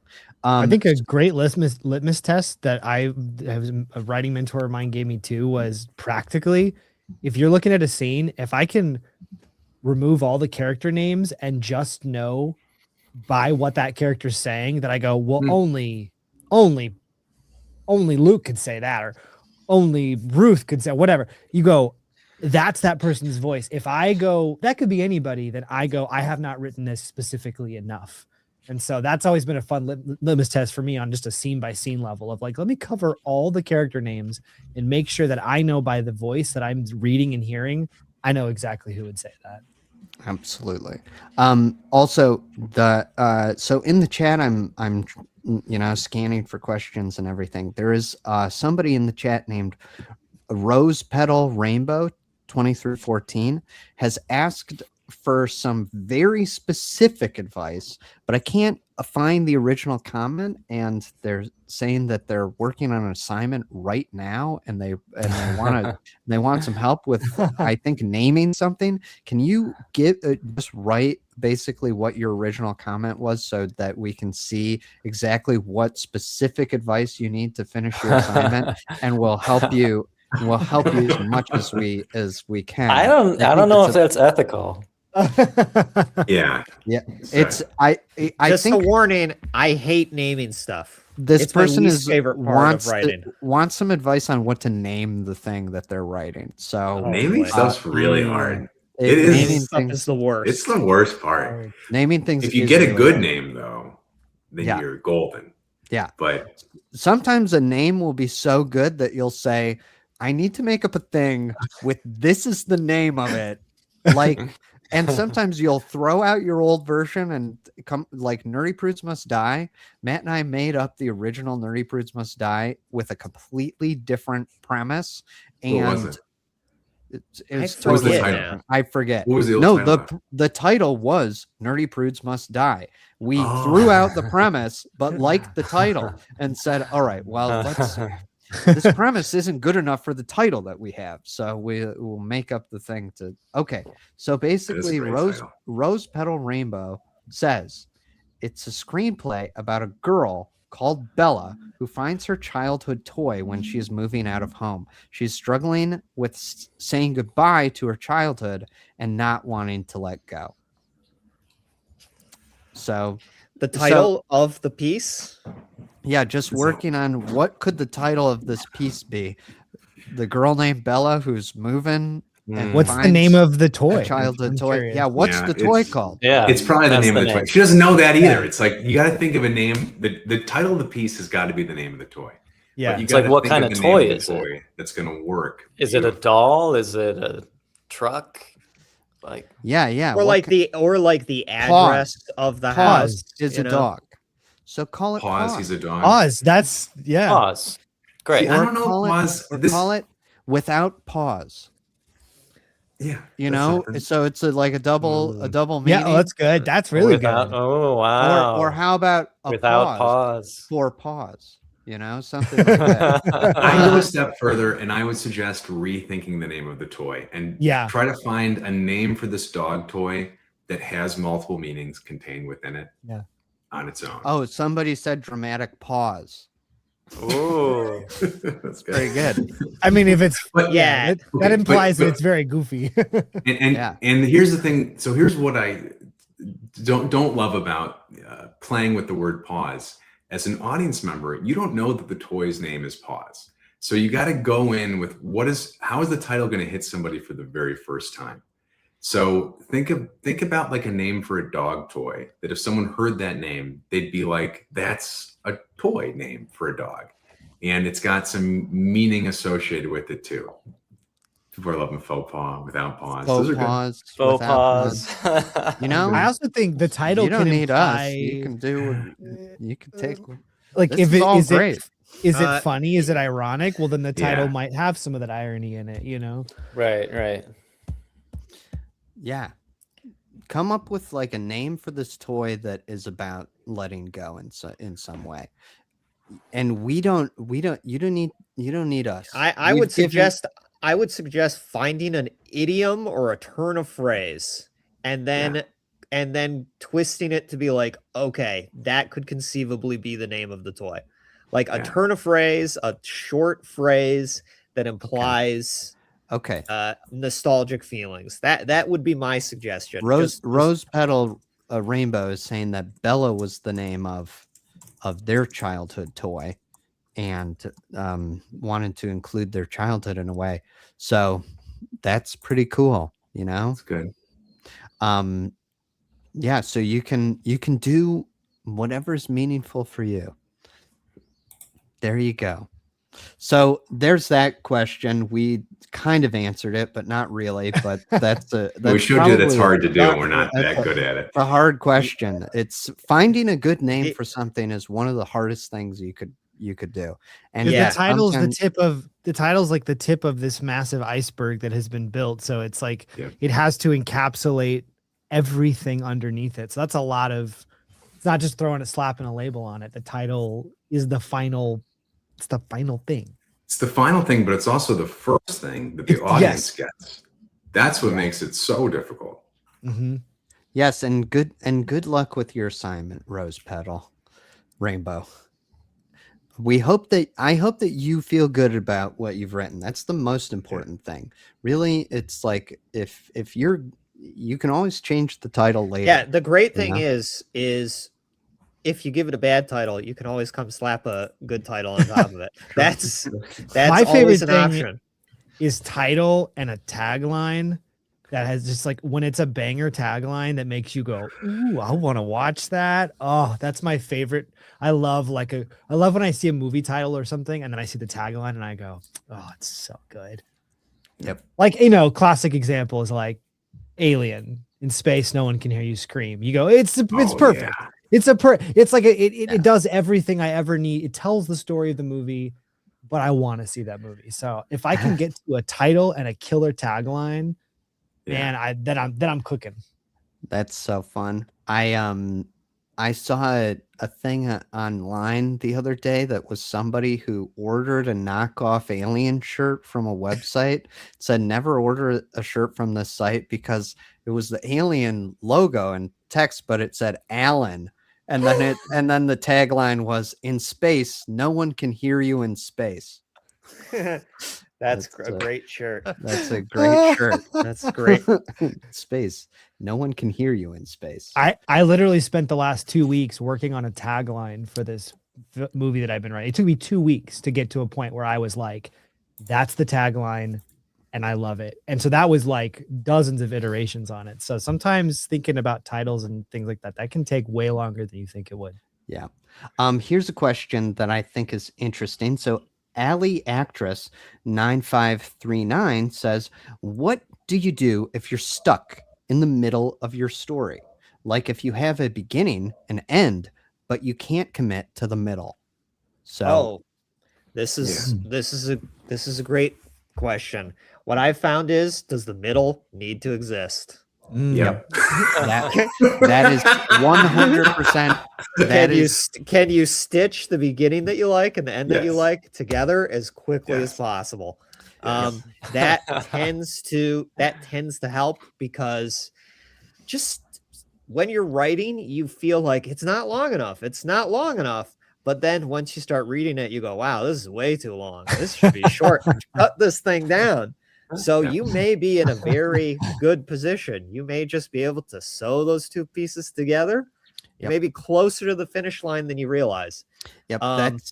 That's what we've all discovered in terms of writing. When you have like a bit that you go like, all right, and I know what happens in the beginning, and then they do something, and then the end happens. Sometimes you can just lift out that middle and just say the events that you know that you like are the events of the story. Another person earlier asked, what do you do with dry or boring bits of your story? The answer is cut them. You don't need them. If you have a bit in your story that you say, I think this should exist, but it's boring to me, maybe it doesn't need to exist.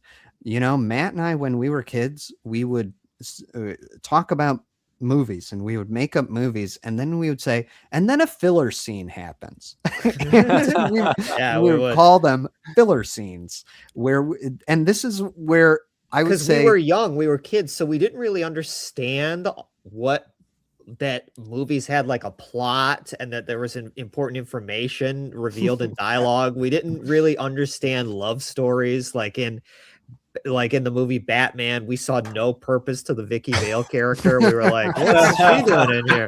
That's a filler Those scene. are the filler scenes, which is and then we get to the Joker. Good stuff of the movie. Like when you're an adult, you look at it and you go, that is the movie. But as a kid, we call them filler scenes. Yes. And also as a kid, we would watch like certain musical movies and go, this is the fast forward song. And it was always the slow song. And for example, this is, again, we're kids, so please don't blame us for this.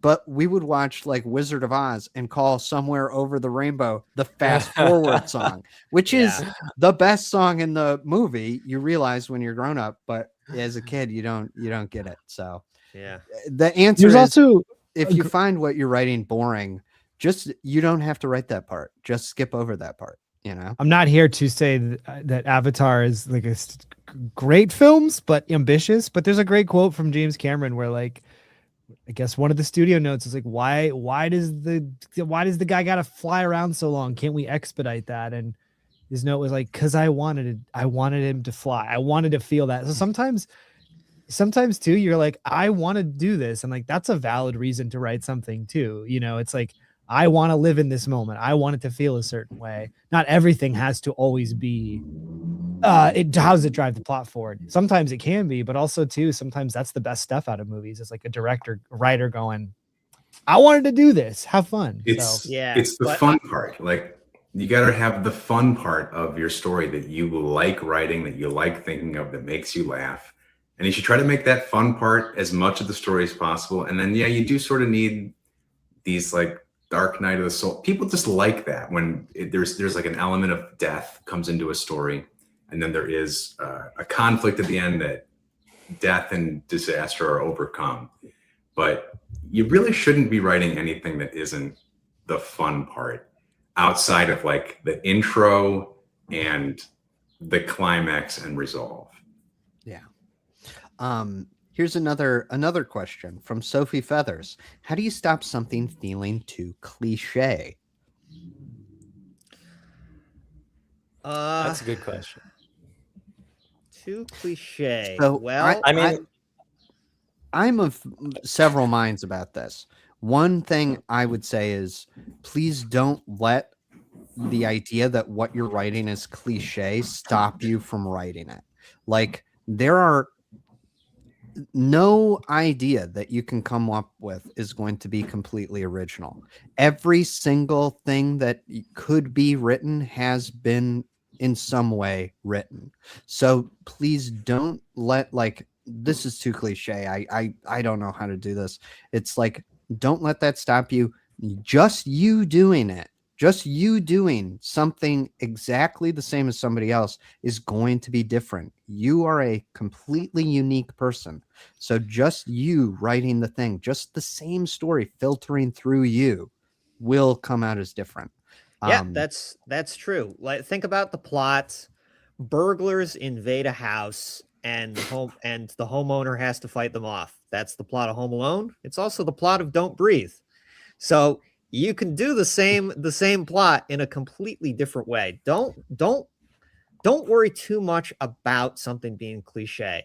Like, yes, you could come up. Yes, there is really nothing new. Every single show that we've done, unbeknownst to us, we find out like 2 years later something comes out that's just like it, or we find out that 30 years ago there was something just like it, or there's always, like, everyone is basically jumbling around the same story elements. There's only so many ways you can put together story elements. Like, if you put together story elements out of completely random stuff, it will just be completely unintelligible, you know? Yeah.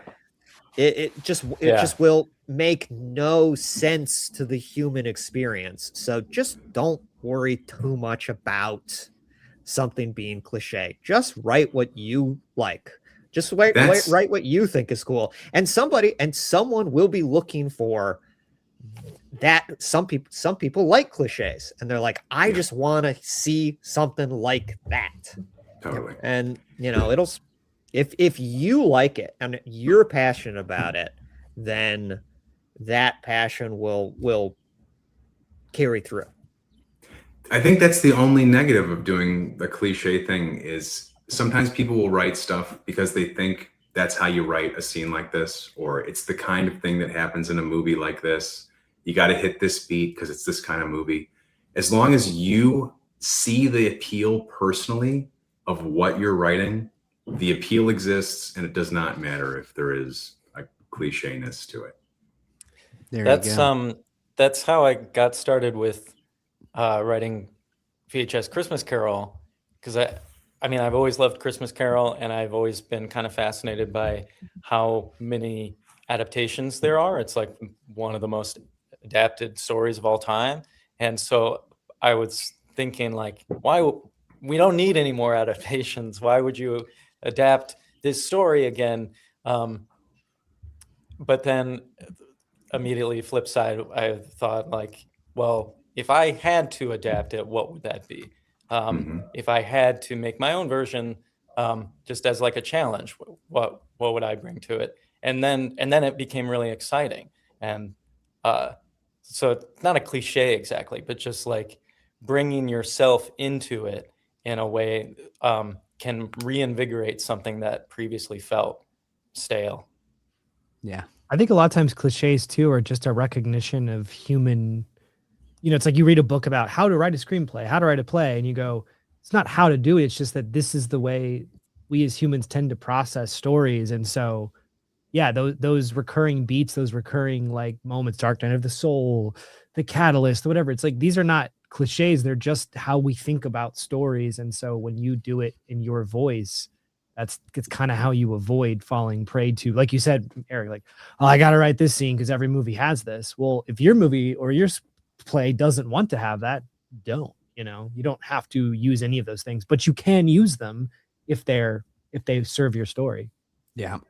There's no right way to do everything. There's no right way. So you can achieve things as however you want.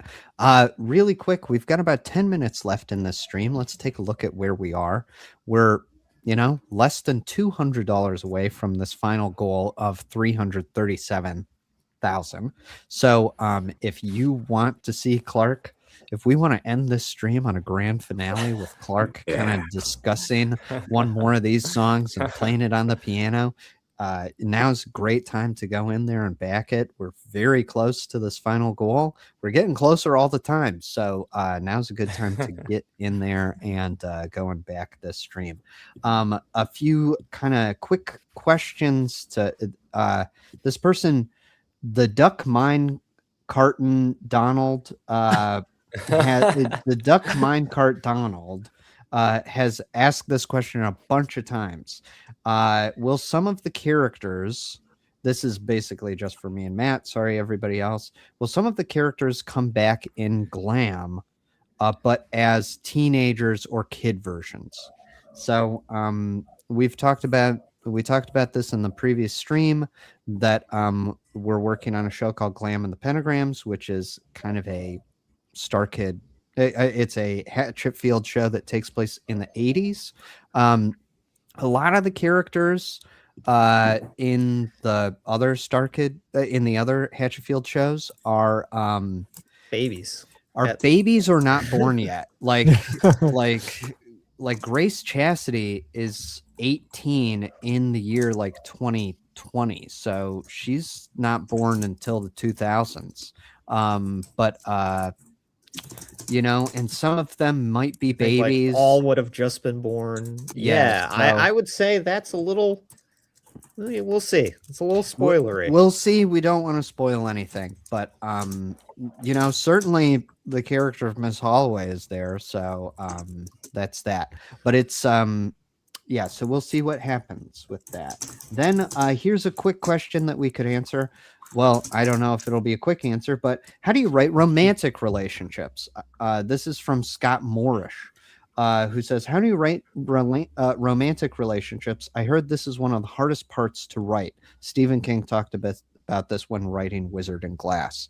So romantic relationships, any opinions on writing romance? I mean, I've basically never done it. A little bit of Toon Quest is romantic. That's it. Have them not like each other till the end. There you go. Yeah. Write them like they're enemies. Write them like they're enemies, and then they kiss at the end. Or the other classic way, which is how Toon Quest works, is have them already like each other, but there's like the thinnest barrier keeping them apart, and then you just pull that barrier out over the course of the show. Yeah. Rusty, my wife Rusty, reads the same book over and over and over and over again, and it's girl hates this mean, powerful, violent guy who's just too much. She just can't deal with him, and he's usually a vampire or a werewolf or something, because Rusty really likes romantasy. And but this just loud, violent, crazy guy. He bickers with her and they go back and forth, but there's sexual tension underneath it all. And in the very end, he decides, I hate everybody except for you, who I love. And end of story. And you don't need to see any more. Yeah, that's kind of, Beauty and the Beast or like Pride and Prejudice. It's the Beauty and the Beast. Yeah. But like for example, when we wrote Paul and Emma for a guy who didn't like musicals, they kind of start out where I guess they they're kind of meeting in the beginning. Well, Paul likes her from the get-go because she's the barista that he goes to the coffee shop because he's drawn to her. He thinks that she's cool, and she kind of has this, Emma's kind of this fun, chatty character in a way, like sarcastic, but chatty as well. And we wanted it to be like it is interesting to go, what do they see in each other? Like, what does this character like about that character? And what does this character like about that character? So I think that is an important question to ask, to say, why, if Paul and Emma are going to end up together, why would they end up together? And what do they like about each other? And it's kind of like, the different characters will bring something to the relationship that help complete the other in a way. Like they'll help each other grow, or they'll balance each other out in a way. Is really fun to do. It's really fun to write, these cute. Yeah, go ahead, Matt. I would also say why Emma and Paul are very harmonious in the story. Like they get along pretty well.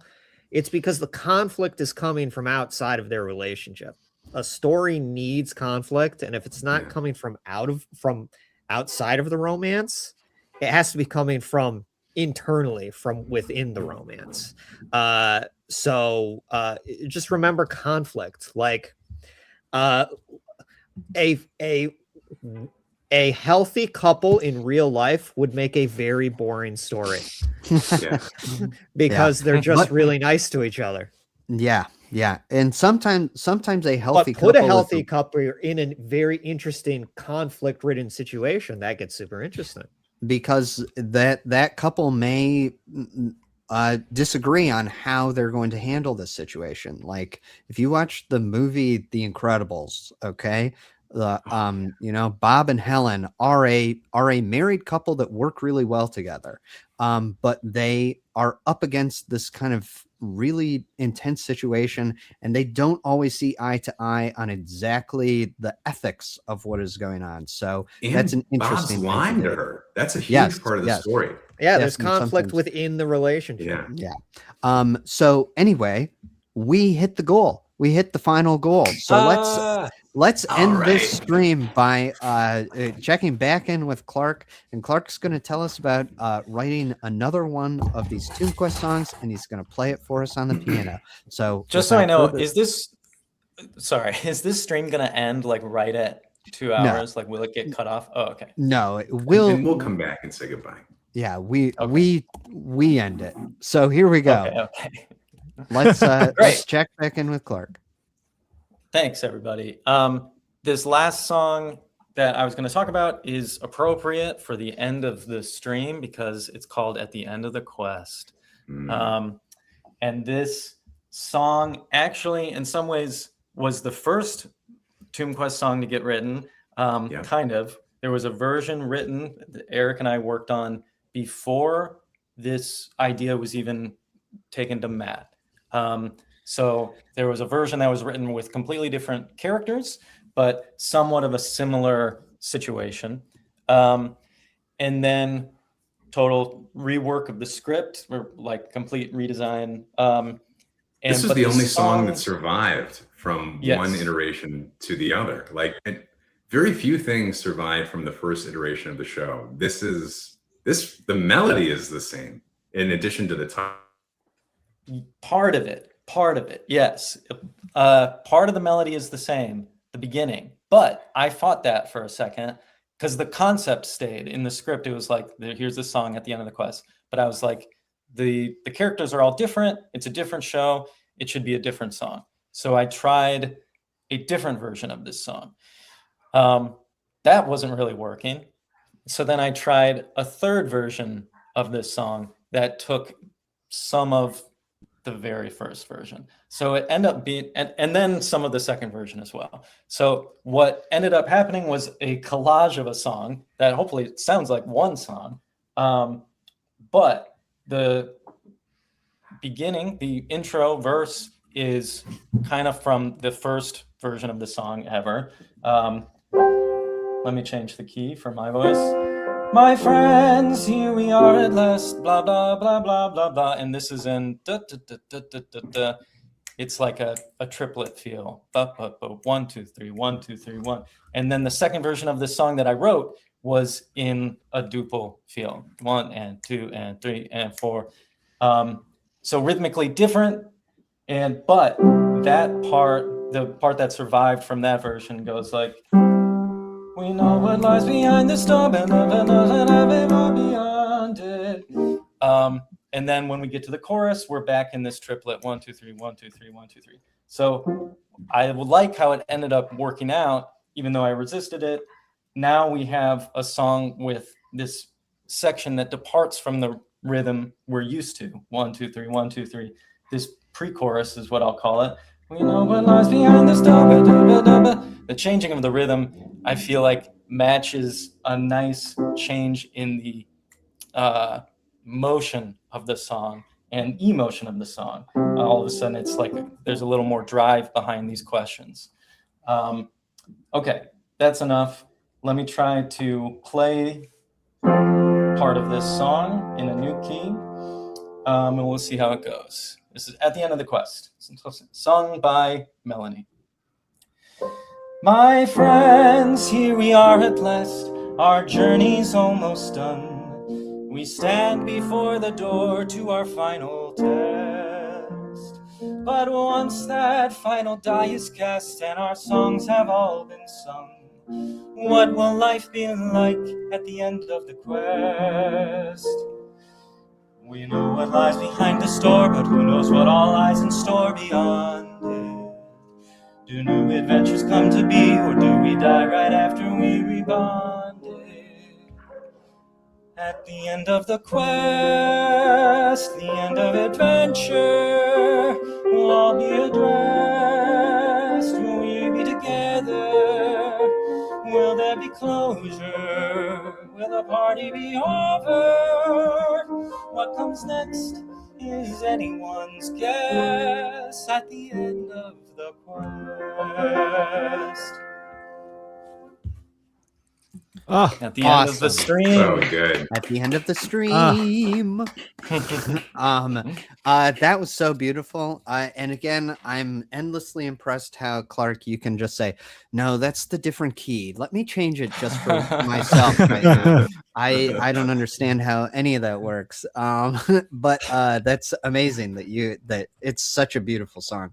And yes, I'm very excited to see Melanie doing that, to see Kim. Again, the feeling of it too is like it's hopeful, but it's sad, and it's questions of the unknown. It's like unresolved. It's all in the sound of it. It's so cool. Yeah. Totally. Yes. So everyone, that is the end of this stream. We've come to the end of this. That was nice and breezy and great and fun.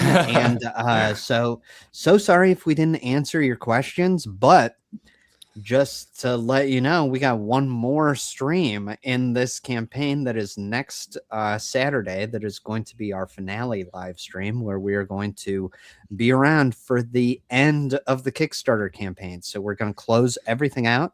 And honestly, we don't have too much pre-planned for that one either. So that one might be. We'll have to figure it out this week.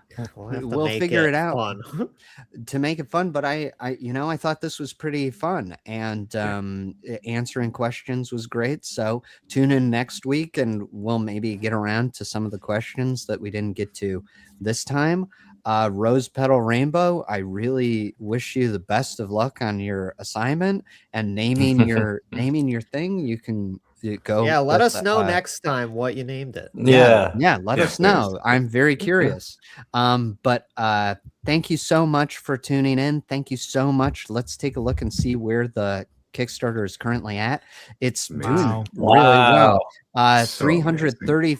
$337,645 committed to the project thus far, and 4,723 backers. This is so we're very honored and humbled and so thankful for your support of this project. We're really excited for it. You can hear how much love and passion got put into creating the show and these songs, and I think it's going to be a really just sweet, intimate, lovely show. And thank you all so much for helping make it possible. Any final words from anyone before we sign off? Thank you. Guys. Thank you. Thank you. Thank you all so much. Matt, Clark, Eric, and Kurt, thank you for being here on this stream. Thanks for all your insights and your writing tips and all that.